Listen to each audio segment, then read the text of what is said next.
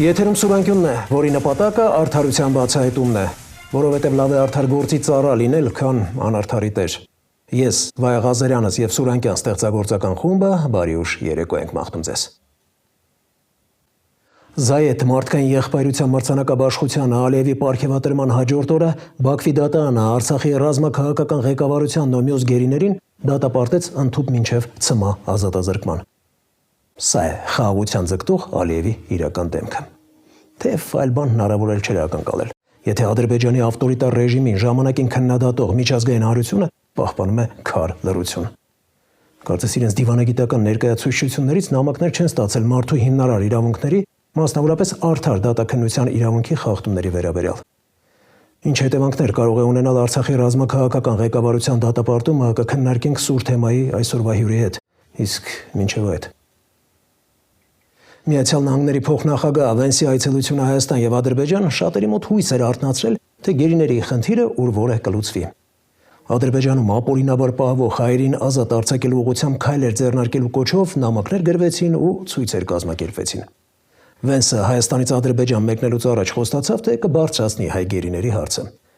Ալիևի հետ հանդիպումից հետո Միացյալ Նահանգների փոխնախագահի խոսնակը տեղեկացրեց, որ բանտարկյալների ազատ արձակման հարցը քննարկվել է։ Թե ինչ է ասել Ալիևը, պարզ չէ։ Փոխարենը ադրբեջանական լրատվամիջոցները մեծ ոգևորությամբ լուսաբանում են Նախիջևանի հետ կապն ապահովող Թրամփի ուղու նախագծից սպասվող օգուտները։ Ասում են, թե այն կամրապնդի թուրքական երկրների միջև լոգիստիկ ու ֆիզիկական կապը։ Ադրբեջանցիները չպետք է այս սահմանապահի երես տեսնեն։ Ալիևի այս պնդումը ևս իրականություն է։ Թրամփի ուղու իրականացման շրջանակ կոչվող փաստաթղթում նշվում է, որ ուղուց օգտվողների առերես սպասարկումը իրականացվելու է մասնավոր ընկերության աշխատակիցների կողմից։ Մինչդեռ մաքսային վերջնական որոշումները, ձևակերպումները, անվտանգության ստուգումը, թույլտվություններն ու զննումը իրականացնելու են Հայաստանի մաքսային եւ սահմանային ծառայությունները։ Թե ինչպես են հայ մաքսավորները շփվելու հայ երես տեսնելուց խուսափող, բայց Հայաստանի տարածք մոտ գործել պատրաստվող ադրբեջանական բեռնատարի վարորդի հետ, որի բեռը կասկածելի կարող է լինել, այնքան էլ հասկանալի չէ։ Ու սա անհասկանալի միակ դրվագը չէ։ Այս եւ այլ հարցերի շուրջ զրուցել ենք միջազգային իրավունքի մասնագետ Տարոն Սիմոնյանի հետ։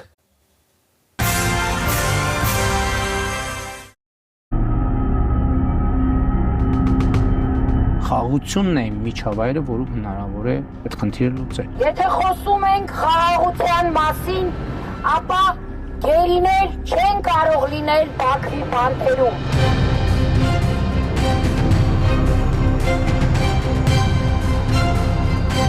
Այո, հանդիպումների ժամանակ կխոսենք նաև հայ գերիների մասին, դա անկասկած կքննարկվի։ Կարող եք ինչ-որ բան անել այս հարցում, պարոն նախագահ, շրջեք էջը եւ ներում շնորհեք նրանց։ Պատկերացրեք, երկրորդ համաշխարհային պատերազմից հետո, Նյուրնբերգյան դատավարությունից հետո եւ բոլոր այն նացիստ առաջնորդներից, որոնք դատապարտվել են մահվան, 2 ամսից ոմանք կգան եւ կասեն. «Խնդրում եմ, ազատ արձակեք նրանց»։ Զայեթ մարդկային եղբայրության 2026 թվականի մրցանակաբաշխությանը Ալիևի պարգևատրման հաջորդ օրը Բաքվի դատարանը ազատազրկման դատապարտեց ապօրինաբար անազատության մեջ պահվող Արցախի ռազմաքաղաքական ղեկավարությանն ու մյուս գերիներին։ Որն էր այս վարսի բուն նպատակը։ Իրականում Ադրբեջանը երբեք էլ իր նպատակը չի թաքցրել, մի քանի նպատակ է հետապնդում մեր ռազմաքաղաքական ղեկավարներին դատապարտելու այս վեմադրությունը կազմակերպելով։ Առաջին փոքր նպատակը կամ ինչպես էլ ուզում ենք գնահատենք, դա ներքաղաքականն է, ցույց տալու համար իր հասարակությանը, որ ինքը հաղթող է եւ պատժում է։ Իսկ երկրորդը երկու մեծ մասի է բաժանված, մեկը հայ ազգի դեմ նվաստացնում է հայ ազգին, ցույց տալով, որ ձեր ապրած վերջին 35 տարիները ես այս դատավարության տեսքով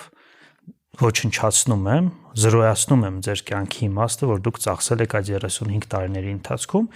եւ մյուսը արդեն հայկական պետականության դեմ է, նա իրավական բազա է ստեղծում, որպեսզի Հայաստանի Հանրապետության դեմ ամբողջությամբ իրավական պահանջներ ներկայացնի,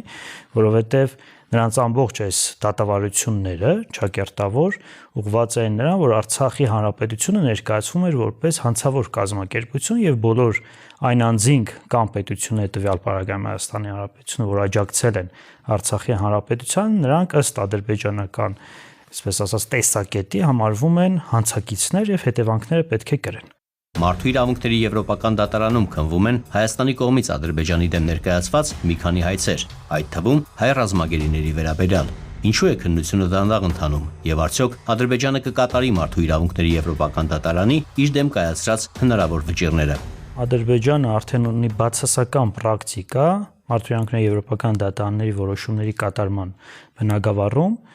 կեսից ավել դատական ակտերը, շատ դեպքերում 60%-ից ավել դատական ակտերը չեն կատարվում Ադրբեջանի Հանրապետության կողմից, իսկ վերաբերվում է արդեն Հայաստան ընդդեմ Ադրբեջանի գործերը կամ հայ քաղաքացիների գործերն ընդդեմ Ադրբեջանի, բնականաբար այստեղ եւս մենք ռիսկ ունենք։ Ընդհանրապես մարդու իրավունքների եվրոպական դատարանում վեճերը դանդաղ են ընթանում, դա այդ դատարանի առանձնահատկություններից մեկն է, բայց այնտեղ կան առանձնակի գործիքներ, որոնք օգտագործելու պարագայում հնարավոր է արագացնել։ Մենք այդպիսի գործիքների դիմել ենք 2020 թվականին, 2022 թվականին եւ ունենք միջանկյալ որոշումներ Ադրբեջանի դեմ մարդու իրավունքների եվրոպական դատարանի կողմից կայացված, որոնք չեն կատարվել Ադրբեջանի կողմից։ Մտածում եմ, ենթադրում եմ, որ նաև այն որոշումները, որոնք կայացվեն, կրկին չեն կատարվելու Ադրբեջանի կողմից, բայց սա դիվանագիտական եւ քաղաքական հզոր գործիք կլինի մեր պետության ձեռքին, որպեսզի Ադրբեջանի դեմ կարողանանք որոշակի զսպման լծակներ օգտագործել։ Դրա համար սա թերագնահատել պետք չէ, բայց դա գերագնահատել եւս պետք չէ։ ԱՄՆ փոխնախագահը Հայաստանից Ադրբեջան մեկնելուց առաջ հայտարարեց, որ Բաքվում բարձրացվելու է նաև Ադրբեջանում պահվող հայ գերիների հարցը։ Ինչ լծակներ կարող է օգտագործել ԱՄՆ-ն եւ որքանով դրանք կարող են արդյունավետ լինել։ Ցանկության պարագայում բազմաթիվ լծակներ կան, որ կարող են օգտագործվել, սկսած տնտեսական լծակներից եւ վերջացրած հնարավոր քաղաքական եւ այլ լծակներով։ Մենք ունենք նաև Միացյալ Նահանգներում ընդունված 907-րդ բանաձևը, ազատությունը սահմանափակող պետություններին տվյալապարագայում Ադրբեջանի նկատմամբ է դա կայացվել 90-ական թվականների սկզբում, այն պատճառով, որ Ադրբեջանը խոչընդոտում էր արցախահայության լիարժեք կյանքի իրացումը, սակայն այս բանաձևը սկսած 2001 թվականից այս կողմ ամեն անգամ կասեցվում է նախագահների կողմից։ Եթե Միացյալ Նահանգների նախագահան ուզենա ճնշում գործադրել Ադրբեջանի նկատմամբ, կարող է ընդհանրապես սենատին չխնդրել կասեցնելու այս բանաձևը եւ կիրառվի, որը տնտեսական սահմանափակումներ է տալիս Ադրբեջանին։ Բայց մենք տեսնում ենք, որ հակառակ գործընթացն է տեղի ունենում եւ Հայաստանի օգնությամբ Ադրբեջանը վերացնում է իր նկատմամբ Միացյալ Նահանգների հնարավոր բոլոր սահմանափակումները եւ այստեղ ակնկալել, որ Միացյալ Նահանգները այլ գործիքներ կկիրառի Ադրբեջանի դեմ, եթե Հայաստանն է խնդրում, որ այդպիսի գործիքներ չկիրառվեն, ինձ թվում է միամտություն կլինի։ Նախորդ տարի հուլիսին խոսելով այսպես կոչված Զանգեզուրի միջանցքի մասին, Ալիևը հայտարարեց, թե ադրբեջանցիները պետք է հայ սահմանապահի երես չտեսնեն։ Այսօր արդեն հայտնի է, որ Թրամփի ուղուց օգտվողների առերես սպասարկումն իրականացվելու է մասնավոր ընկերության, մաքսային վերջնական որոշումներն ու ձևակերպումները, զննումն ու ստուգումը Հայաստանի պետական մարմինների աշխատակիցների կողմից։ Իրավական անվտանգային խնդիրներ տեսնում եք։ Իրականում բազմաթիվ խնդիրներ կարող են առաջանալ գործնականում, մենք process-ի ընթացքում դա պետք է գնահատենք։ Այսօր, երբ որ պարզապես խոսակցությունների մակարդակում է սա, լիարժեք գնահատելը կարծում եմ ամբողջական չի լինի, թերություններ կպարունակի ամեն դեպքում այդ գնահատումը, բայց որ ռիսկը մեծ է, որ TRIP նախագիծը հնարավոր է չհամապատասխանի այն պահանջներին կամ այն պատկերացումներին, որ այսօր հայ հասարակությանը ներկայացվում է, կարծում եմ դա իրական է այդ ռիսկը եւ մենք պետքա դա գնահատենք ու չհամոզվենք օրվա իշխանությունների ներկայացրած պատկերացումներով, որովհետեւ միջազգային քաղաքականությունը փոխվում են, դերակատարները փոխվում են, այսօր ինչ որ շահերի սպասարկման համար դա պիտանի է, որ օրինակ այնտեղ գերակային բացառապես հայկական շահերը, մեկ այլ օր կարող է գերակային այլ պետությունների շահերը եւ միջնորդ պետությունը, երաշխավոր պետությունը այն ծավալով իր պարտականությունները կամ իրավունքները չիրացնի, ինչ ծավալով, որ ի սկզբանե ենթադրվում էր։ Հատկապես, երբ որ մենք դեռևս չենք տեսել իրավապայմանագրային այն բազան, որ ամբողջությամբ կկարգավորի դրա հետ կապված հարաբերությունները։ Հաղորդակցության ուղիների ռազմական էներգետիկ ոլորտներում ԱՄՆ-Հայաստան համագործակցությունը տարածաշրջանից Ռուսաստանին դուրս մղելու քայլեր են, թե Միացյալ Նահանգներն անկեղծորեն աջակցում է Հայաստանին։ Ազնվորեն մի պետություն մեկ այլ պետությանը երբեք էլ չի աջակցում, աջակցությունը տեղի ունենում բացառապես քաղաքական շահի համատեքստում, եթե փոքր պետությունները բավարարում են, համապատասխանում են այլ պետությունների ռազմավարական կամ մարտավարական շահերին, ապա հաստատ կգտնվեն միջազգային իրավունքի դրույթներ, կգտնվեն գեղեցիկ խոսքեր, գեղարվեստական մտքեր, որոնք կզարդանախշեն տվյալ պետության շահերի սպասարկման ուղղված գործողությունները։ Բոլոր դեպքերն են այդ դեպքերից։ Այդ թվում այս դեպքերը։ Մեծ պետությունները միշտ էլ գտնվում են մրցակցության մեջ միմյանց նկատմամբ եւ դեմ չեն լինի, եթե մեկ այլ պետության, այսպես ասած, ազդեցության գոտիներում իրենց ազդեցությունը մեծացնեն։ Այլ բան է, թե ինչպես ենք մենք կարողանում տեղադրել մեզ այդ շահերի, այսպես ասած, համալիրության մեջ։ Եթե դու չես գիտակցում այդ ամենը եւ այսպես ասած զգացմունքներով, հույզերով ես միջազգային քաղաքական գործընթացներին մասնակցում, ապա դու դառնում ես ընդհանրապես միջոց մի պետության ձեռքին ընդդեմ մեկ այլ պետության։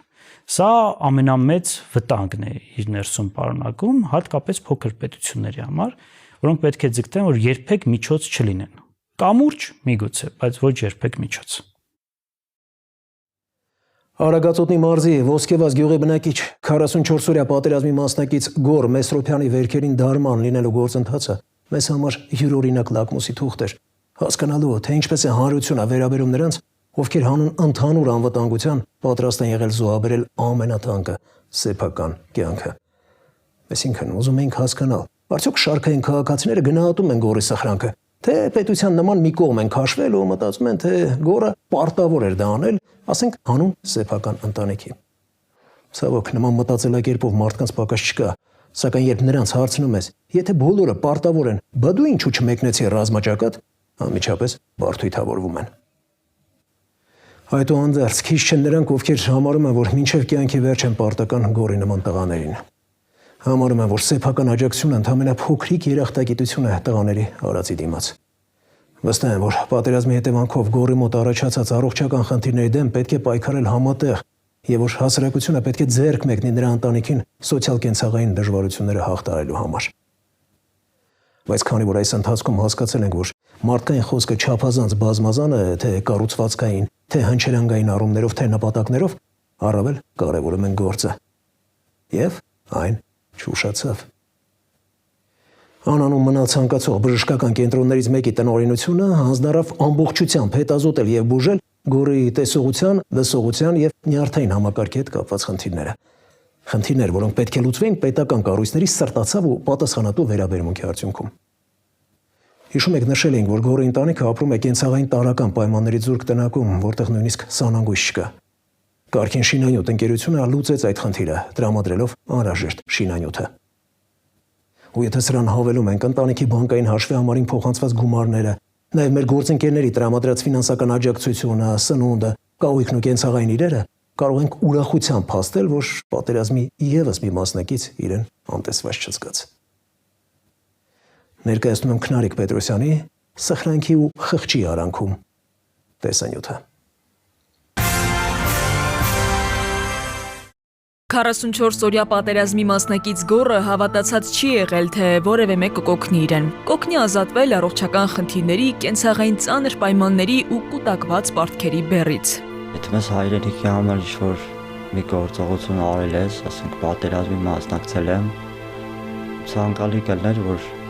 աջակցություն ելներ ինչ-որ։ Բայց այսօր համոզվելու է, որ բախտը առավել քան բարեհաճ է իր եւ իր ընտանիքի նկատմամբ։ Իսկ թե ինչու, շուտով կիմանաք։ Այսօր Ոսկեվազում, այս ընտանիքի բակում բոլորովին այլ մթնոլորտ էր։ Այսօր այստեղ հույս, ժպիտ ու ամենակարևորը հավատ կա։ Ընտանիքի համար ամենաուրախալին այսօր թերևս մեր հայտնած այն լուրն էր, որ Գորը կարող է անվճար հետազոտվել ու բուժվել Երևանի բժշկական կենտրոններից մեկում, որը ցանկանում է անանուն մնալ։ Բացի այդ, մեր նախորդ հանդիպմանը Գորը չբարձրաձայնեց իր ատամների խնդրի մասին, համարելով, որ ավելի առաջնահերթ հոգսեր կան։ Կինը, սակայն Մարիաննան պատմեց, որ հաճախ է Գորը գիշերները ատամի ցավից արթնանում ու միջև լույս տանջվում։ Մեր նոր գործընկեր Իսաջանյան Դենտ կլինիկայի սրտացավ տնօրինությունը պատրաստակամություն հայտնեց Գորի ատամները բուժել լիովին անվճար։ Իրենց շատ շնորհակալ եմ, փորձեմ գնամ, որ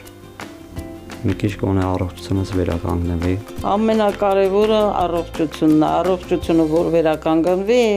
կաշխատի։ Ու անաշխատանք չի մնա, ինքը աշխատող է։ Աստված լսեց իմ աղոթքները ու ձեզ ուղարկեց, որ մեր կյանքը փոխեցիք։ Ընտանիքի համար կարևոր խնդիրներից մեկի հարցը եւս լուծվեց։ Նրանց կենցաղային պայմանները այլևս հինը չեն լինի։ Լոգասենյակի անհրաժեշտ պարագաներ նվիրեց կարգին շինանյութ խանութների ցանցի տնօրինությունը։ Աշխատակիցները իրենց հետ բերել էին ներքին հարդարման համար անհրաժեշտ պարագաներ։ Կարգին շինանյութը շուկայում հայտնի է վերանորոգման տան ներքին հարդարանքի համար նախատեսված իր լայն ու հարուստ տեսականիով։ Գորոտեղում որոշեց կսկսի բաղնիքի վերանորոգման աշխատանքները։ Ես հուսով եմ շատ արագ դուք վերանորոգեք ձեր տունը եւ ամեն բան կհաղթահարեք։ Շնորհակալ եմ շատ, որ մեր ընտանիքի կողքին եք այս պահին ու օգնեցիք մեզ։ Իմ տղի հոգսերը թեթևացավ։ Հիմա շինարարություն կանի, որ պակաս բաները կանի։ Տունը նոր շունչ ստացավ նաև Բազմոս գրուպ ընկերության շնորհիվ։ Եվրոպական ստանդարտներին համապատասխանող մեծ ու հարմարավետ Բազմոցը դարձավ Տիկին Հասմիկի ամենասիրելի նվերը։ Նախկին Բազմոցը տարիներ շարունակ մեջքի ցավերի պատճառ էին դարձել։ Այսօր նրա աչքերում միայն երախտագիտություն էր ու թեթևացած ժպիտ։ Դիվանի համար շատ շնորհակալություն։ Լավ դիվանա, էլ պրուժինների վրա չեմ քնի։ Արգավանդ կահույք սրահն էլ բասկաթոռ էր ուղարկել։ Նախորդ անգամ պատմել էինք, որ չնայած զրկանքներին ու սահմանափակ հնարավորություններին 11-ամյա Հասմիկին ուսումը ձգում է։ Շնորհակալագիր ունի։ Երազում էր հեռախոս ունենալ, աղջկա երազանքն էլ իրականություն դարձավ։ Վերջապես ունեցավ իր սեփական հեռախոսը, Mobile Center խանութների ցանցի աջակցությամբ։ Հեռախոս ստացավ նաև Տիկին Հասմիկը, եւ այդ պահին տունը լիքն էր մանկական ծիծաղով ու անկեղծ ուրախությամբ։ Ապրեք շատ գոհ եմ, շնորհակալ եմ հեռախոսի համար, արդեն լավ կխոսամ հեռախոսով։ Հիմա կարող եմ տատին զանգել, մամային, պապային, ասեմ, որ դպրոցից գալիս եմ տուն, որ իրանք չանհանգստանան։ Հասմիկի ուրախությունը այսքանով չսահմանափակվեց։ Նրա անմոռանալի ժամանցն ու լավագույն հանգիստն ապահովեց Ակվատեկ մարզահարողչարանային համալիրը, հնարավորություն տալով գոնե 1 օր կտրվել առօրյայից։ Լողալ սիրում ես։ Լավ ես լողում։ Ակվատեկ ընկերությունը հրավիրում է մեզ մոտ լավ ժամանց անցկացնելու, հույս ունեմ մի քիչ ինչ-որ ուրախություն կպարգևենք ձեզ։ Ջուրը, խաղերը, ժամանցը երեխայի օրը դարձրին հիշարժան ու անմոռանալի։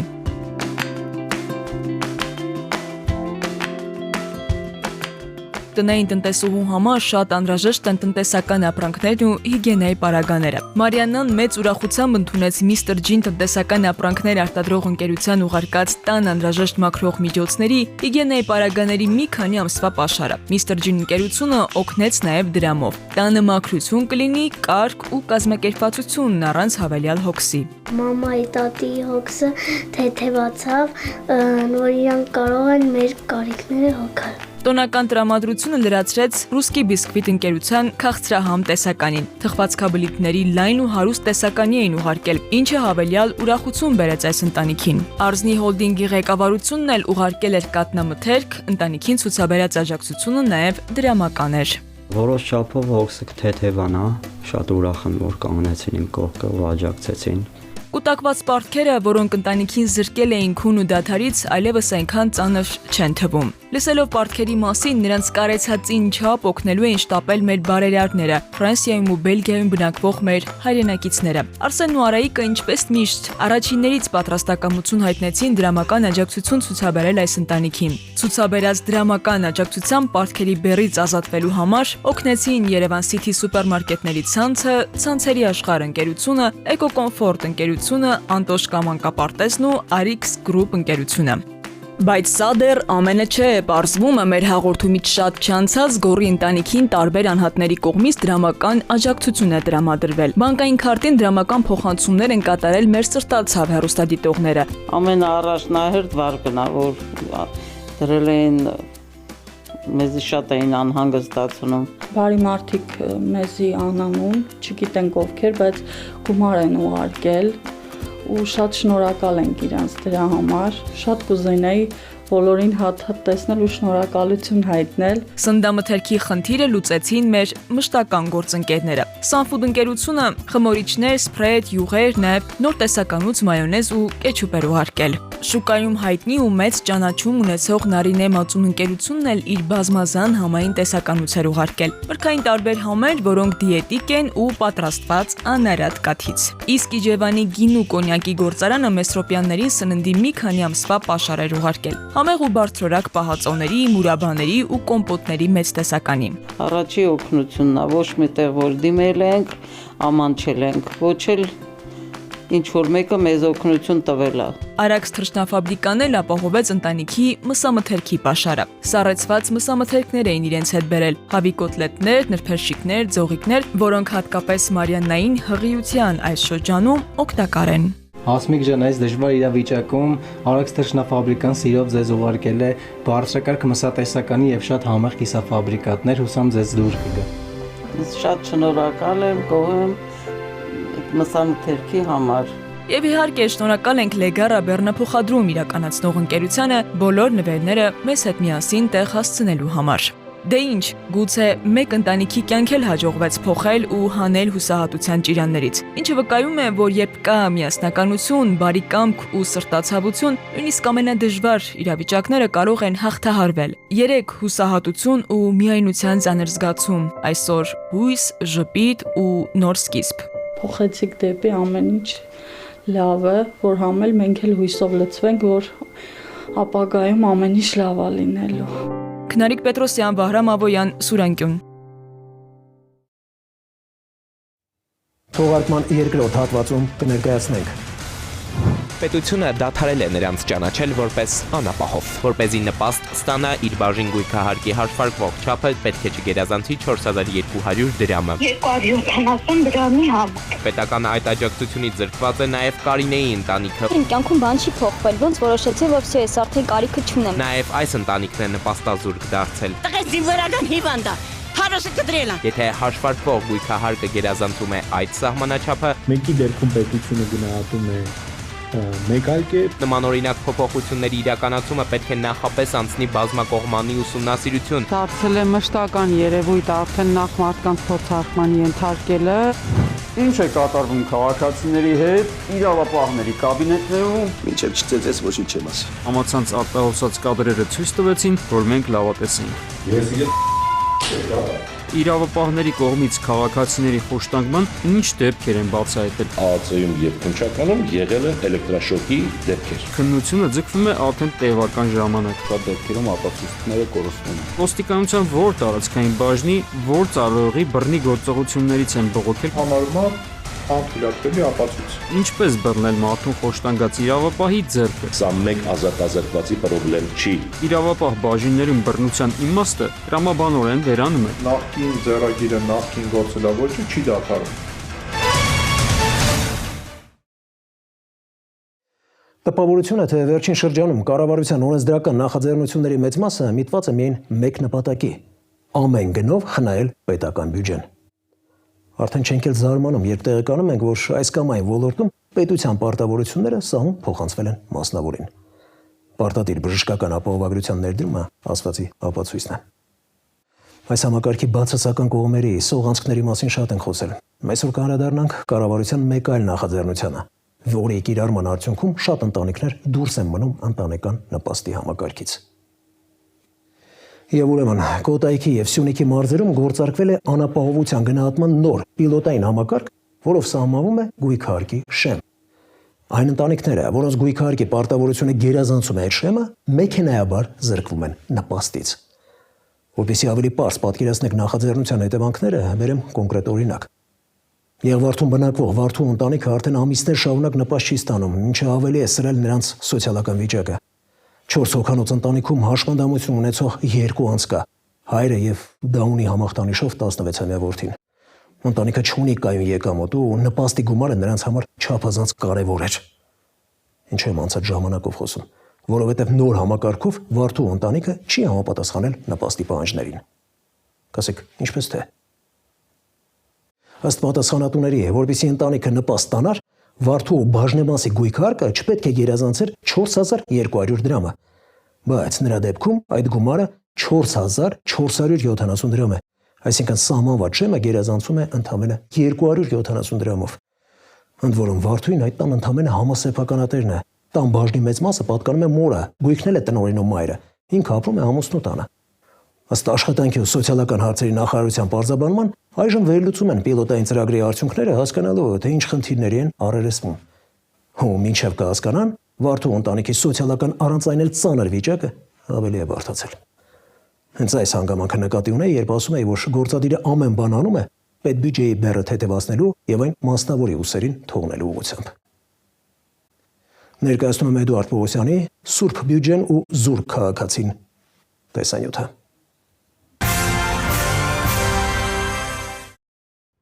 Երբ կառավարությունը խաղի կանոններ է փոխում, դա սովորաբար հիմնավորում է ընթացիկ կամ կուտակված խնդիրները լուծելու բարի նպատակներով, հիմնավորում թե անհրաժեշտ է համակարգը դարձնել ավելի բաց ու թափանցիկ։ Իսկ ինչ են ունենում հակառակ կողմում։ Զոր օրինակ անապահովության գնահատման նոր համակարգը։ Ահա զանգեր կան, մարդկանց կյանքում որևէ բան չի փոխվել, բայց պետությունը դադարել է նրանց ճանաչել որպես անապահով։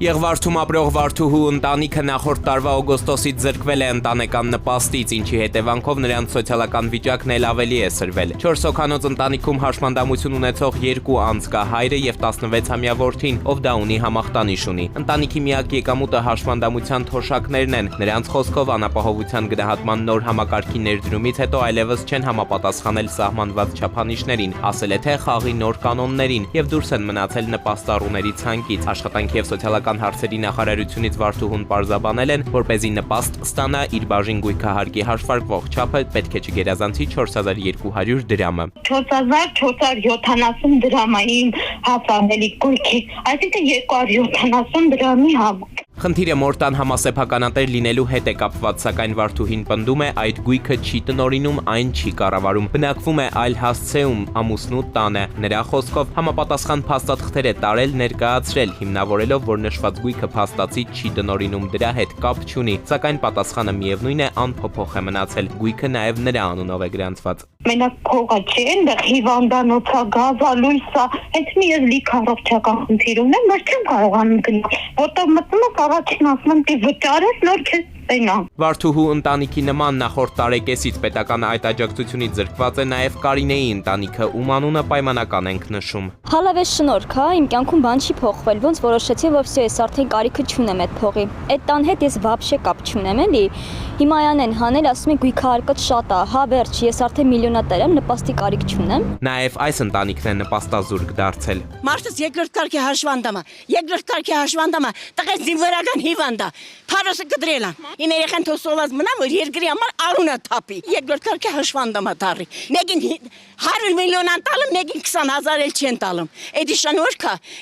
էդի օրենքը իրականից օգնություն տալım թոշակի հետ յոլա երետում։ Այս ծուն ծմրանոր, ոչ կարման գազ վարի, ոչ կարման հաց առնի։ Կոտայքի եւ Սյունիքի մարզերում ներդրվել է անապահովության գնահատման նոր փորձնական համակարգ։ Մեր 3 հերոսներն էլ Կոտայքի մարզից են։ Պիլոտային այս ծրագիրը ենթադրում է գույքային վիճակի հաշվառման նոր չափանիշներ, որոնց շրջանակում սահմանվել է նաև գույքահարկային պարտավորության առավելագույն շեմ։ Եթե հաշվարկվող գույքահարկը գերազանցում է այդ սահմանաչափը, տվյալ ընտանիքը մեքենայաբար զրկվում է ընտանեկան նպաստ ստանալու հնարավորությունից։ Հայաստանի Հանրապետության 2 քաղաքացիներ, ովքեր նույն աջակցության կարիքն ունեն, մեկը ապրում է Կոտայքի մարզում, մեկը ապրում է Երևանում։ Երկուսն էլ դիմում են պետությունից նույն ակնկալիքով, նույն աջակցությունը ստանալու ակնկալիքով, մեկի դեպքում պետությունը գնահատում է մեկ այլ կերպ, մյուսի դեպքում նոր համակարգով։ Եվ ստացվում է, որ կարող է տեղով պայմանավորված, աշխարհագրական դիրքով պայմանավորված, բնակության վայրով պայմանավորված, տարբերակված մոտեցում լինի պետության կողմից։ Պատասխանատու մարմնի աշխատանքի եւ սոցիալական հարցերի նախարարության պարզաբանումն է, նոր համակարգը միտված է սոցիալական աջակցության ծրագրերի հասցեականության բարձրացմանը։ Պիլոտի արդյունքները վերլուծում ենք, որպեսզի փորձնական հասկանանք, ինչ խնդիրների ենք առերեսվում, սա եւս առաջիկայում հնարավոր է վերանայումների եւ փոփոխությունների ենթարկվի։ Առաջացած խնդիրները խմբավորվում են եւ կհասցեագրվեն, որպեսզի ամբողջ հանրապետությունում ռեֆորմի տարածման ժամանակ հնարավորինս շտկված լինեն։ Նախ այն հանգամանքը, որ դարձել է մշտական երևույթ արդեն նախ մարդկանց փորձարկման ենթարկելը եւ դրա արդյունքում գումարներ խնայելը, երկրորդը ինչ որ մի ներդրված ծրագիր արժեր զրկել եւ փոփոխության ենթարկելը։ Մեր օրենսդրությունը լավ չի կարգավորում, թե ինչ ասել է պիլոտային ծրագիր, որ դեպքերում է դա թույլատրելի, որ դեպքերում է դա անթույլատրելի։ Ընդհանուր առմամբ կարգավորված չի, թե պիլոտային ծրագիր օրինակ կարող է 3 տարի պիլոտային ծրագիր իրականացնել, թե դա միայն պիտի իրականացի օրինակ մի քանի ամիս կամ մի տարի։ Որևէ կերպ հաշվի առված չի նաև բացառիկ դեպքերը։ Ցանկացած պիլոտի դեպքում պետք է լինի, եթե չափազանց խոցելի մարդ, ինչ որ թղթաբանության կամ ինչ որ հանգամանքից գեր տուժած է ճանաչվելու, անմիջապես կարգավորել է հարցը։ Մասնագետների կարծիքով նմանօրինակ փոփոխությունների իրականացումը պետք է նախապես անցնի բազմակողմանի ուսումնասիրություն, հստակ պետք է գնահատվի, ովքեր են դուրս մնում համակարգից եւ ովքեր շարունակում օգտվել սոցիալական աջակցությունից։ Ըստ նրանց չափորոշիչները պետք է ոչ միայն իրավական, այլև տրամաբանական եւ սոցիալական իրականությանը համահունչ լինեն։ Մինչդեռ այս դեպքում, ինչպես նշում են փորձագետները, կիրառել են ընդամենը մեկ չափանիշ, դրա հիման վրա էլ կատարել հաշվարկներ ու ընդունել որոշումները։ Գույքահարկի հետ է կապել, որը առհասարակ որևէ առնչություն չունի։ Դիցուկ անձը, ով որ տատիկից ու պապիկից ժառանգել է մի բնակարան, որը գտնվում է բավականին լավ դիրքում, բավականին բարձր գույքահարկի վճար կա եւ այլն եւ այլն, եւ այս մարդը վճարում է, այսինքն դուրս է գալիս ժառանգություն ստացածի համար, իր սոցիալական հենց հիմա հենց այս պահի ծայրագույն վիճակը անտեսվում է, բայց քանի որ ինքը ունի 4250 դրամի գերազանցող գույքահարկ, այդ դեպքում ինքը զրկվում է իր սովորական այդ օրվա հացի վաստակելու հնարավորությունից։ Կարող է ստացվել իրավիճակ, որ մարդը չունի եկամուտ, բայց պետությունը ենթադրի եւ նրան վերագրի որոշակի եկամուտ։ Սա շատ լուրջ խնդրահարույց հարց է այն առումով, որ սահմանադրականության հարց կարող է առաջանալ, որովհետեւ վարչարարության գործընթացը սա եւ վարչարարությունը չի կարող իրականացվել նման ենթադրությունների վրա։ Բնականաբար գալու է ցանկացած ծրագիր, գալու է մաքրի դաշտից մի խումբ մարդիկ, որոնք խոցելիություն ունեն։ Եվ եթե դու վնասում ես թեկուզ կարճատև ժամանակ թվացial ռիսկեր գնահատելու համար անգամ որոշակի թվով մարդկանց, ապա պետք է ոչնչացնես նաև այդ խոչընդոտները, որ նոր քո պիլոտը իրականացնես եւ հասկանաս, որ ինչու է արդյունավետ, ինչու արդյունավետ չի։ Մյուս կողմից իշխանություններից հաճախ կարելի է լսել, թե մեր երկրում ժամանակին թանկարժեք մեքենաներով հագու կապով մարդիկ գնացել են ստանալու անապահովության նպաստ, պայքարում են նաև սրա դեմ։ Բացի այս, ուզում են իրապես խոցելի սոցիալական վիճակ ունեցողները հաղթահարեն աղքատությունը, ինչպես վարչապետն էր ձևակերպում, մտքում, գլխում, հետո նաև փաստացի, բայց նախկին խորհրդարանականը նկատում է նախ մարդուն գործը տուր, հետո պահանջիր։ Գործեն ասելու փոխարեն։ Սա ամենակարևոր բանն է, որ պետք է արվի։ Աշխատանքի տեղ պետք է ստեղծես մինչև այդ մարդուն նպաստից զրկելը, այո։ Ոչ թե պետք է զրկես նոր ստեղծես, այլ պետք է ստեղծես նոր զրկես։ Դու տանջում ես մարդկանց, ընդ որում բազմազավակ շատ ընտանիքներ ուղղակի կախված են այդ մի քանի կոպեկ նպաստից եւ որևէ այլ աջակցություն չունեն։ Թղթային հաշվարկներում ամեն ինչ կարող է համընկնել չափորոշիչների հետ, կյանքում ոչ միշտ։ Եվ քանի դեռ բարեփոխումների արդյունավետությունը գնահատվում է, այս ընտանիքների համար ամեն օրը շարունակվում է հաշվել ոչ թե ցուցանիշներով, այլ հնարավորությունների ու անհնարինությունների սահմանագծով։ Այս պատմությունները առայժմ միայն փորձնական ծրագրերի թվերի ու հաշվարկների հակառակ կողմում հայտնված մարդկանց ճակատագրերի մասին են։ Մինչև համակարգը վերլուծության փուլում է, նրանց առօրյայում փոփոխությունները արդեն փաստ են ու դրանց հաղթահարումն ամենօրյա փորձություն է դարձել ու անհնար դարձրել լուծել հացի խնդիրը։ Էդուարդ Պողոսյան, Վահրամ Ավոյան, Սուրհանգյուն։ Գաղտնիք բացահայտաշեմ լինի, եթե ասեմ, որ հանրության վստահությունը ոստիկանության նկատմամբ նախորդ տարիների համեմատ էականորեն նվազել է։ Ու դա բնական է, չէ՞ որ ամեն տարի բողոքի ակցիաների ընթացքում քաղաքացիների ու ոստիկանների միջև տեղի ունեցող բախումներն ու միջադեպերը խարխլում են հասարակությունը իրավապահներ կամուրջի հիմնասյուները։ Այդուհանդերձ կա մի առանձնահատկություն, ես նույնիսկ ասի օրինաչափություն։ Հետազոտությունները փաստում են, որ հանրությունը բարեկային ծառայությանն ավելի դրական է վերաբերվում, քան նրանց գործընկեր քրեական ոստիկանությանը։ Պատճառը գուցե փաստն է, որ մարդիկ բարեկների մասնակցությամբ հակաօրինական երևույթների մասին ավելի քիչ են լսում, քան քրեական ոստիկանների։ Ցցուն օրինակը վերջերս համացանցում հայտնված տեսանյութն է, որտեղ երևում է, թե ինչպես է իրավապահը ոստիկանության շենքում բռնություն գործադրում քաղաքացու նկատմամբ։ Մակամա հարց է առաջանում։ Այս մի դեպքը ինչ-ինչ հանգամանքներով պայմանավորված դարձավ հանրության սեփականությունը, բայց քանի նման դեպքեր են մնում չբացահայտված։ Ու որքան էլ տարիների ընթացքում փորձ արվեց վերահսկել իրավապահների գործողությունները, նկատի ունեմ ոստիկանության բաժանմունքներում տեսախցիկների տեղադրումը, մարդու իրավունքների պաշտպանի գրասենյակի ակտիվացումը, փաստաբանների ինստիտուտի կայացումը, միևնույն է, ոստիկանների կամայականություններն ու հակաօրինական գործողությունները չեն դադարում։ Այո, ինչպես բացահայտել հանցագործությունը հարցի առնչությամբ, իրավապահների մի մասը ունի իր ուրույն մոտեցումն ու կարծիքը։ Նկատի ունեմ ճնշման եւ բռնության եղանակը։ Մի ուշագրավ դրվագ պատմեմ։ Բնակարանում ունեի անվտանգության տեսախցիկներ եւ ամեն անգամ, երբ ինչ-որ հանցագործություններ տեղի ունենում, իրավապահները հյուր էին գալիս եւ խնդրում, որպեսզի թույլատրեմ ծանոթանալ տեսախցիկի արձանագրած կադրերին։ Համաձայնում էի, բայց նաեւ հարցնում. նախկինում, երբ չկային տեսախցիկներ, ինչպես էիք բացահայտում հանցագործությունը։ Խոստովանում էին, թե ֆիզիկական ուժ եւ ճնշում գործադրելով։ Փաստորեն, սա քայլերով վերադառնում ենք հին ժամանակներ, բայց չենք դադարում խոսել ժողովրդավարության մասին։ Այժմ Արմեն Աթալյանի բռնության ռեբրենդինգը տեսանյութը։ Ծեծիր, մինչև չծեծես ոչինչ չեմ ասի։ Սովետական միլիցիան ծեծին դեմ է, ծեծը սովետական միլիցիայում ընդունված չէ։ Դե որ չես ծեծում էլ ուրիշ ինչ կա։ Սիրված ֆիլմի էլ ավելի սիրված հերոսը մեղմ ասած ազնիվ չէր։ Սովետական միլիցիայում ծեծը լավ էլ ընդունված էր։ Ընդունված էր նաև Հայաստանի միլիցիայում, հետո Հայաստանի ոստիկանությունում։ Հույս կար, որ ռեբրենդինգից հետո նորացված իրավապահ համակարգում ցուցունքների կոզման այդ մեթոդից ձերբազատվել են։ Բայց վերջերս համացանց արտահոսած կադրերը ցույց տվեցին, որ մենք լավատես էինք։ Դες պետք է նստենք, հասենք, կզնայինք իրար ինչ չեր գա, տոկասիկով։ Հմ? Դա ինքս ես եմ երբ կգա։ Ես երբ կգա։ Մի խփի։ Ես եմ մի խփի։ Շաքարս որ բարձրացավ դու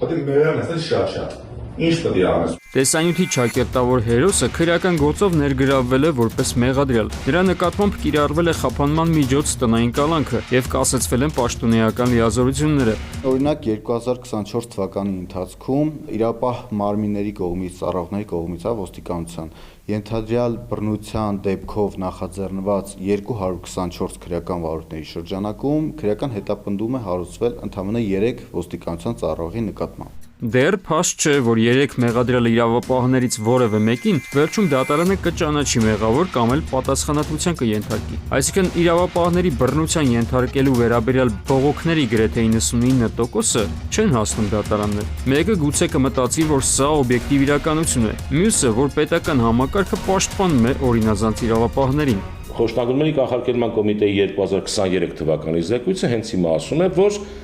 երկու դեպքով առնվազն ԱԱԾ-ում եւ Քնչականում եղել են էլեկտրաշոկի դեպքեր։ Հարցակնության ժամանակ սա բացահայտված դեպք է։ Խոշտանգումը այդպիսի բան է, բոլոր պետությունները ասում են մեզ մոտ չկա եւ մեզ մոտ չկա ասում են բոլոր նաեւ այն պետությունները, որտեղ բազմաթիվ են այդ դեպքերը։ Քնչական կոմիտեում 2022-ին ստեղծվել է հատուկ վարչություն, որի գործը իրավապահ համակարգում ենթադրյալ խոշտանգումների դեպքերի քննությունն ու բացահայտումն է։ Մինչև օրս սակայն տվյալ կառույցը չի ներկայացրել հաշվետվություն, թե իրավապահների կողմից քաղաքացիների խոշտանգման ինչ դեպքեր են բացահայտել։ Դուք պիտի Facebook-ում տեսնեիք այն մարդկանց նկարները, ովքեր խոշտանգման պատճառով ազատվել են աշխատանքից։ Դուք տենց բան տեսել եք, ոչ։ Մենք տեսնում ենք, որ այսքան մարդու նկատմամբ ծառայական քննություն է, այսքան մարդու լիազորություն կասեցվել է, այսքան մարդ դուրս է մնացել ծառայությունից։ Վերջ։ Ինչ պատճառով, ինչու։ Առաջին օղակը, որին սովորաբար դիմում են իրավապահների խոշտանգումներից բողոքող անձինք, մարդու իրավունքների պաշտպանի գրասենյակն է։ Օրինակ, ի պատասխան բարձրաբանների պահանջին, քրեական հետապնդման մարմինները բարձրաբանում են ներկայացնում, որ օրինակ ենթադրյալ հանցանք կատարած անձը չի բացահայտվել, քանի որ տուժողը չի ներկայացրել բավարար նույնականացնող տվյալներ տվյալ անձի վերաբերյալ։ 2024-ին 224 բողոքների պատասխաններից շատերը հենց նման բովանդակություն են ունեցել։ Իրավապահների վերաբերյալ նաև քրեական գործեր կան, որոնց քննությունը ձգվում է արդեն տևական ժամանակ։ Հիմնականում քննությունը իրականացվում է տևական ձգձգումներով, ինչի հետևանքով շատ դեպքերում ապացույցները կորսվում են։ Այդ թվում անձանց ստացած մարմնական վնասվածքները լավանում են կամ տևական ժամանակ անց, օրինակ 1 տարի անց անձը նույն հետևականությունը չի ցուցաբերում տվյալ գործի դեպքի քննության վերաբերյալ, ինչ կցուցաբերեր սկզբնական փուլում։ Մենք հիմա խոսում ենք հետևանքների դեմ պայքարի մասին, այսինքն ինչպես բռնել մարդուն խոշտանգած իրավապահի ձեռքը, իսկ ինչ անել, որպեսզի նա այդպիսի օրինախախտում չգործի։ Որքան մարդ է բողոքել այդպիսի իրավիճակներից։ Սրանք պետք է լինեն հնարավորինս խորացված հետազոտություններ, որոնցով պարզ դառնա, թե ինչ է կատարվել նախկինում, անգամ եթե դա եղել է 1 կամ 2 կամ 3 տարի առաջ, որովհետև սա մեկ մարդու, մեկ քննիչի կամ մեկ ոստիկանի խնդրեմ չի։ Սա մեկ ազատազրկվածի խնդրեմ չի։ Եվ իսկապես հետաքրքիր կլիներ տեսնել վիճակագրություն, որը ցույց կտար, թե ոստիկանության որ տարածքային բաժնի, որ ծառայողի բռնի գործողություններից են բողոքել քաղաքացիները եւ ինչ բովանդակություն են ունեցել այդ բողոքները։ Թեթև ուսումնասիրությունը գուցե բացահայտեր համընկնումներ, որոնք չէին կարող պատահական լինել։ Օրինակ, կարող են գրանցվել նույն իրավապահի անվան եւ նրա օրինախախտումների վերաբերյալ բազմակի մեջբերումներ։ Փաստաբանի բացակայությամբ տրված ցուցմունքը մեղադրյալի կամ մեղադրյալի կարգավիճակում գտնվող անձի յուրաքանչյուր դեպքում համարվում է անթույլատրելի ապացույց։ Այսինքն դա չի կարող օգտագործվել եւ կիրառվել քրեական դատավարության process-ի ընթացքում։ Ես կարծում եմ, որ այս տարական նորմի մասին մեր ոստիկանության աշխատակիցները իրավապահ շատ համակարգի աշխատակիցներ չգիտեն, ինչն էլ հանգեցնում է նրան, որ այս նախկին ձեռագիրը, նախկին գործելավոճը չի դադարում։ Սա քրեական դատավարության օրենսգրքում վերջին փոփոխությունների արդյունքն է, որով իրավապահ բաժիններում բռնության իմաստը տրամաբանորեն վերանում է։ Ոլորտում օրենսդրական այլ փոփոխություններ են կատարվել։ Երբ որ նախկինում մեղադրյալ ըստ էության ինչ ուզեր կարար ասեր,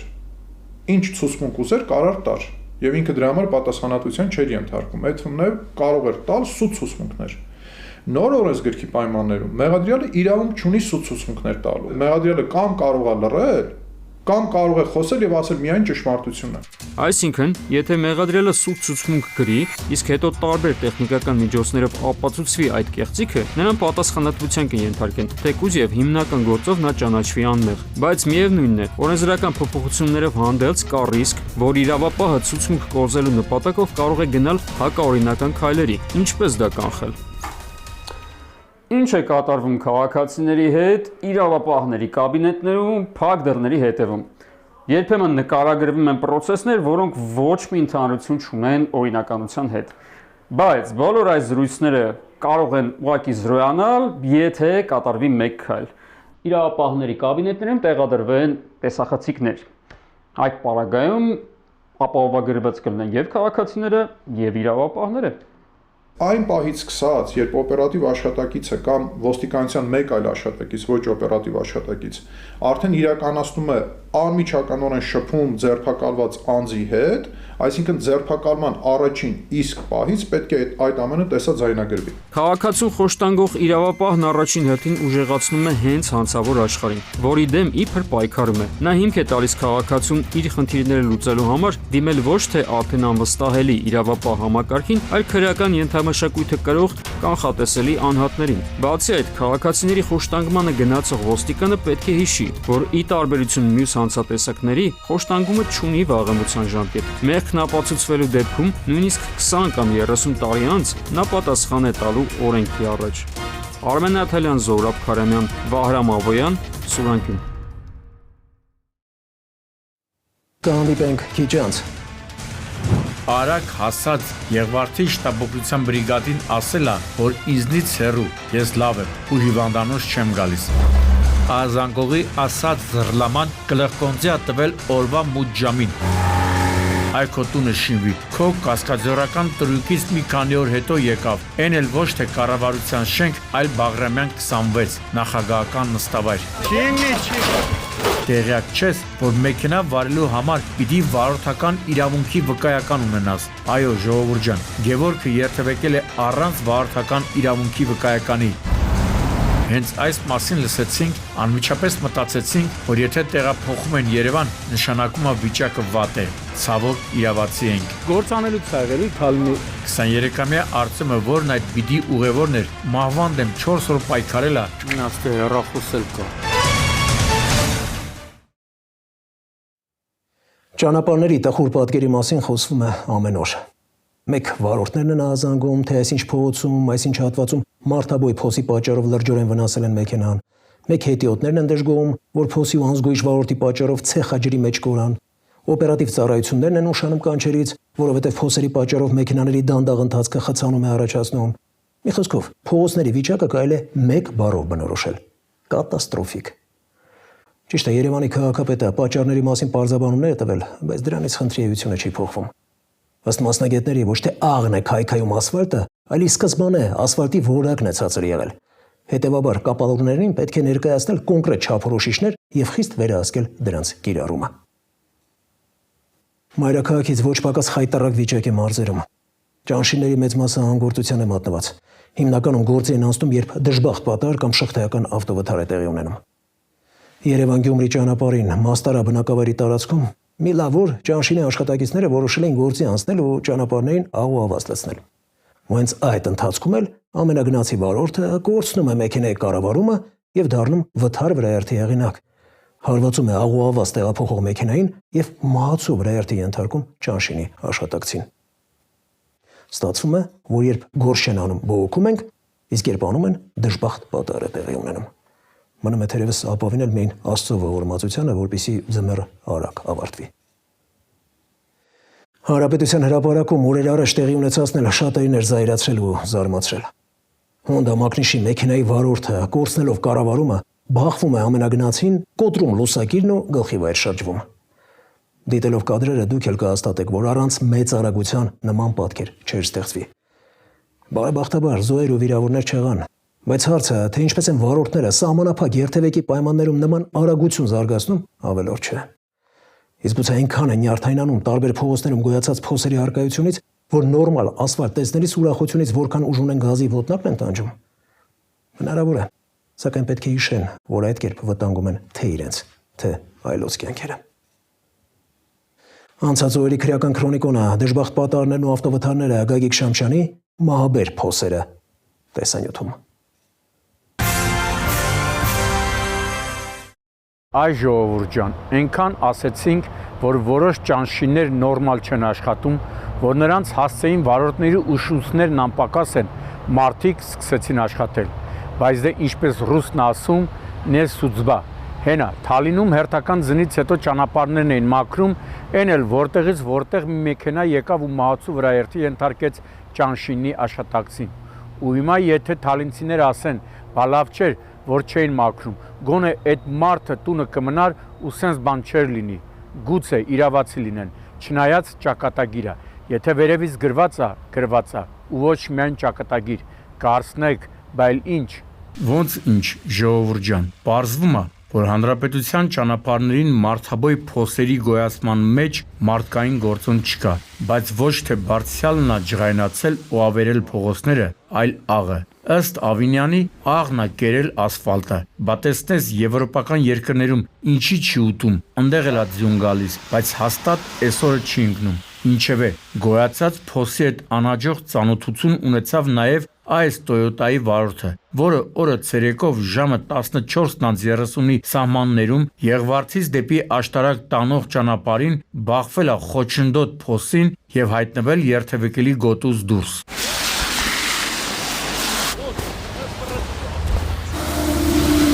Դες բարեք ենքանա գնացեք է գիտի այդ փոսի տեղը, փոսը շրջանցեց։ Հիմա երևի կասեք, որ եթե վարորդի կողքին ուղևորի անվտանգության բարձիկը բացվել է, ուրեմն գոնը վիրավոր կլինի։ Շտապեմ հանգստացնել։ Բարեբախտաբար փոսի հետ ծանոթանալու պահին Ինչպես նշում էին դեպքի վայրում հավաքվածները, վարորդը մենակ է եղել ու արագ հասած Եղվարդի շտաբօգնության բրիգադին ասել է, որ ինձնից հեռու, ես լավ եմ ու հիվանդանոց չեմ գալիս։ Ասել եմ ու կասեմ, նման դեպքերում բժիշկները պետք է չլսեն ու սրտի հանգստության համար տեղափոխեն հիվանդանոց, որպեսզի 100% վստահ լինեն, որ չկա ներքին արյունահոսություն։ Ուզում էի տեղեկանալ, թե ով է այս ճանապարհը սպասարկողը, բայց ստույգ պատասխան չստացա, սակայն իմ տեղեկություններով պատասխանատուն տարածքային կառավարման եւ ենթակառուցվածքների նախարարության ճանապարհային դեպարտամենտ հիմնադրամն է։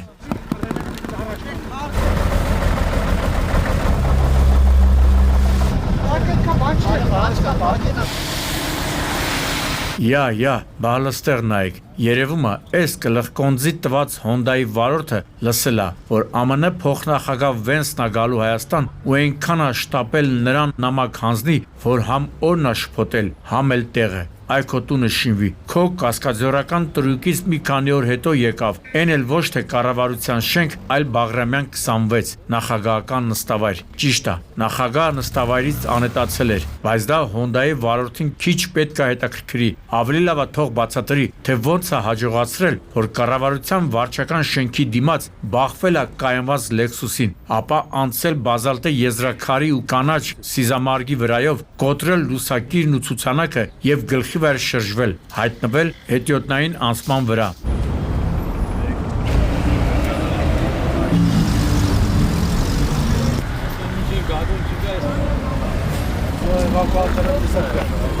Ես ուղակի ապշում եմ էլի, ոնց կարելի է մայրաքաղաքում, այն էլ կենտրոնում այնպիսի արագություն բացել, որ այս օրն ընկնել։ Համաձայնեք, որ առանց արագության նման պատկեր հնարավոր չէր լինի։ Արագությունը արագություն, բայց ասում եմ, կարող է դրա պատճառը այն է եղել, որ վարորդը կամ գտնվել է ինչ-որ բանի ազդեցության տակ, կամ էլ գիշերը չի քնել, հաշվի առնելով փաստը, որ դեպքը տեղի է ունեցել առավոտ կանուխ։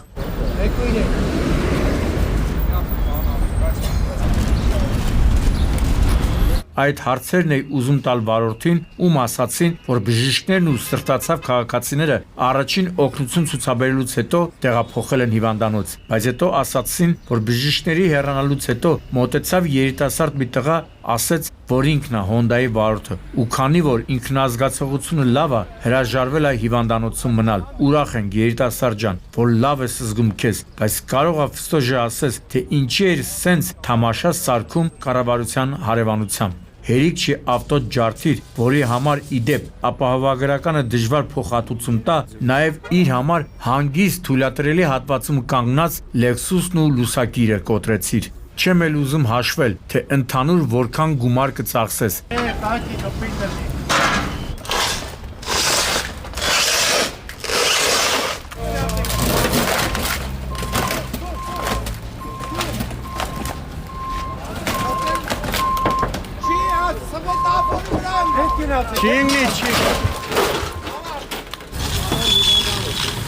Երբ տեղեկանում եմ, որ ինչ-որ բեռով բարձված բեռնատարը շուռ գալիս, հիմնականում երկու կետի վրա եմ կենտրոնանում։ Առաջինը մեքենայի տեխնիկական վիճակ ու երկրորդ արդյոք վարորդը նման մեքենա վարելու մասնագիտական անհրաժեշտ կարողություններ ունի։ Երևան Երազք Մեղրի միջպետական Սարավան բնակավայր հասնող ճանապարհին հենց այս մասին էի մտածում, գուշակումներ անում, որովհետև ահազանգողը միայն ասեց, թե Շամշան, շուտ հասի Վայոց ձոր, ստեղ Հովո Մակնիշի մի զռլամա գլխկոնձի ա տվել։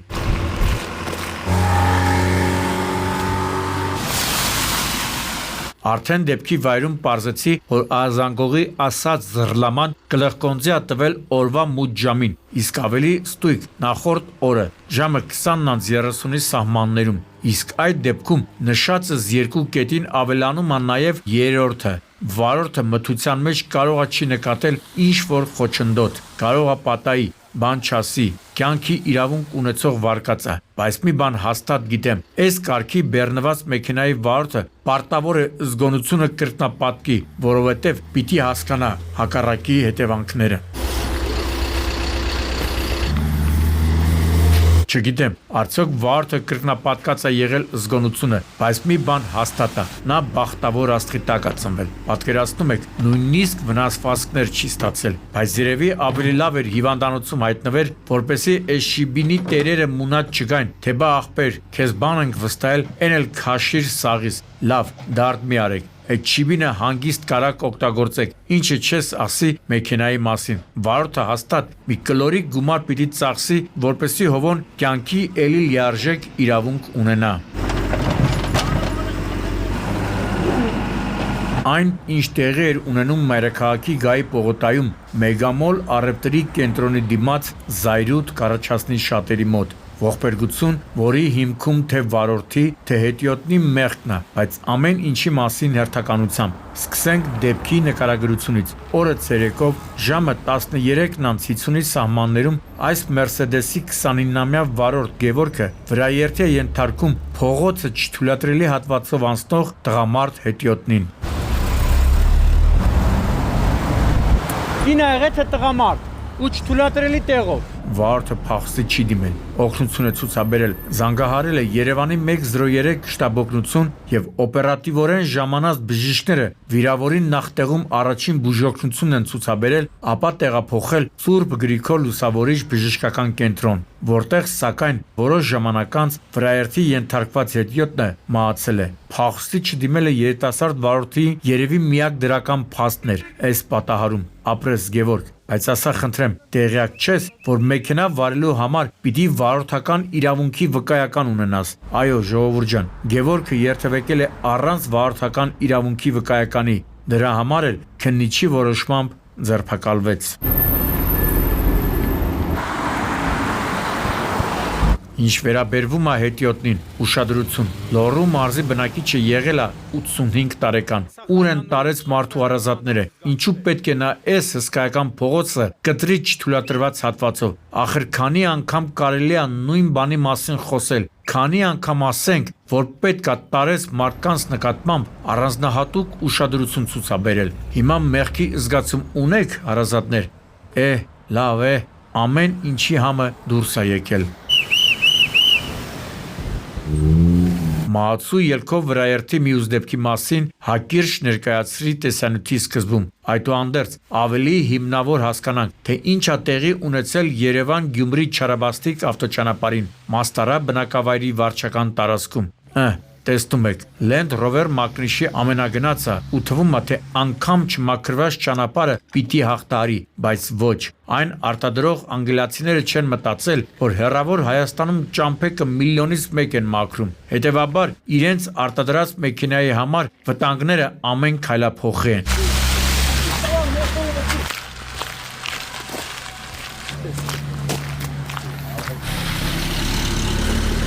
Թե ինչու Land Rover-ի վարորդը չի կարողացել կառավարել մեքենան, արդյոք ամենագնացը սահքի մեջ հայտնվել, թե այլ խոչընդոտ է եղել, հարցերի պատասխանները իրավապահները ուշոտ կտան։ Փաստն է, որ ամենագնացը դեպի Երևան ընթանալիս վրաերթի է ենթարկել ճանապարհին աշխատանքներ իրականացնող Թալին Չանշինի աշխատակցին, ապա բախվել աղ ու ավազի խառնուրդ ցանող հատուկ ավտոմեքենայի հետնամասին։ Այսինքն, կարող ենք արձանագրել, որ գործ ունենք վրաերթ վթարի հետ։ Սրան բախում չի եղել, չէ՞։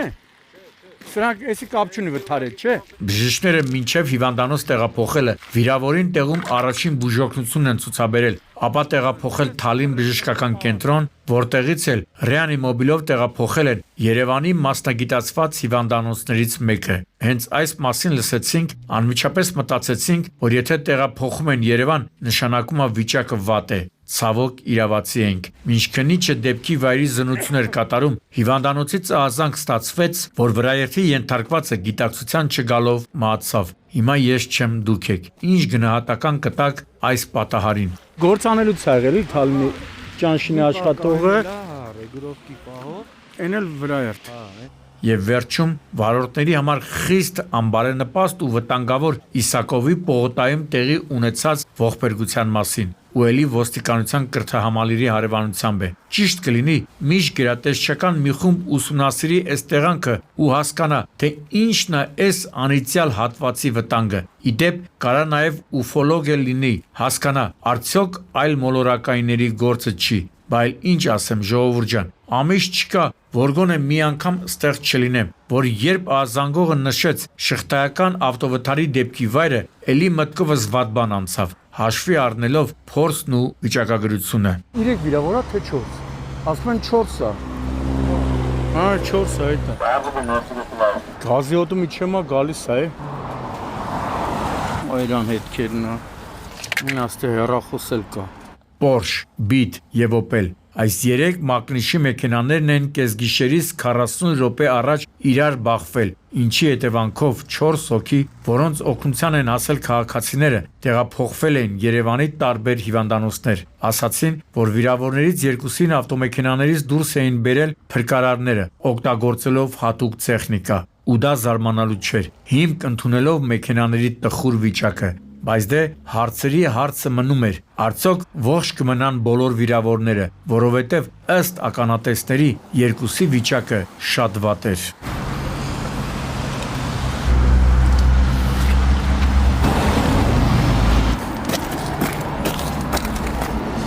Այս դեպքում էլ հրաշք տեղի չունեցավ, թեև կարող էր եւ լինել։ 23-ամյա Արտեմը, որն այդ բիդի ուղևորն էր, մահվան դեմ 4 օր պայքարել է, ցավոք դեպքից 4 օր անց նա հիվանդանոցում մահացավ։ Ասել եմ ու կասեմ, Հայաստանում չպիտի արագընթաց պողոտաներ լինեն, որովհետև մեր վարորդներից շատերը չունեն քաղաքակիրթ վարելու մշակույթ, հենց որոշակի ազատ տարածություն են տեսնում, անմիջապես իրենց կորցնում են ու սկսում են տանջել գազի ոտնակը, ու որպես կանոն ողբերգական ահա այսպիսի արդյունք ենք ունենում։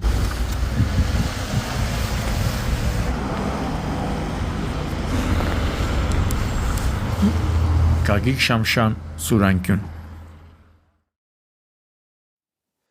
Այսքանը գնանք լույսի հետևից, դրանից պայծառը չկա։ Կհանդիպենք փետրվարի 22-ին ժամը 22-ին։